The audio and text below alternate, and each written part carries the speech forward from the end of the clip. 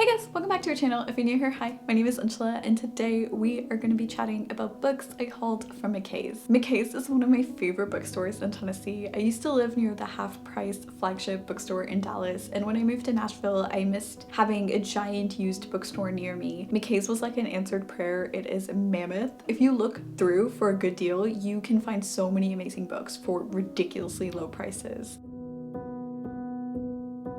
Had this conversation more than 10 times. After 9, I still wish you were mine. Haven't ate in 7 days, 'cause I've been up till 6 a.m. Wrote 5 songs all just for you. 3 of them I can't bear listening to.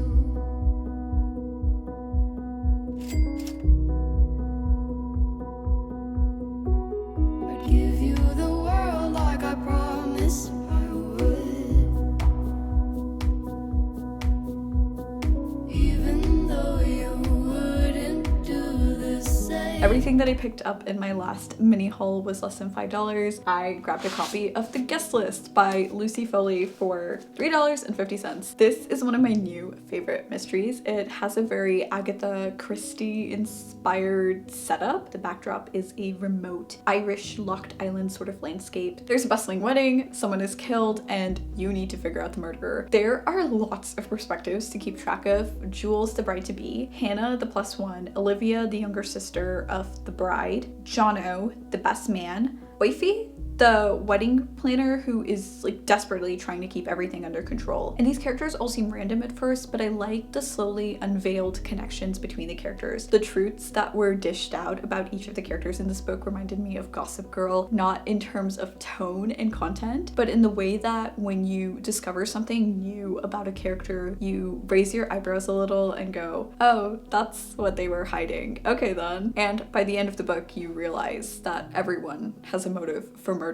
This felt like a bridge book between cozy mysteries and thrillers. And I did read this in one sitting and I flew through it, even though it's technically more of a slow burn. There was enough drama for me to rapidly want to turn the pages. When I first picked it up, I listened to this book on audiobook and then I stumbled upon the physical copies in McKay's and grabbed it so I could reread it. And I think that listening to it first and not knowing about the hype really helped with my enjoyment of the story. I also picked up a book called All Roads Lead to Austen, which I really wanted to love. I ended up DNFing this title and giving it to a little free library. There was just something off-putting about the tone of this memoir. It felt a tad pretentious, but was actively trying to convince me that it was not. The actions on page didn't match the intent of the words spoken, but the synopsis sounded so good. Amy Smith carries a suitcase full of Jane Austen novels, translated to Spanish to and through Latin America, and we're supposed to see how universal Jane Austen really is. Is Jane Austen really as relatable as we make her books out to be? I am a huge fan of Jane Austen's work, and the memoir's premise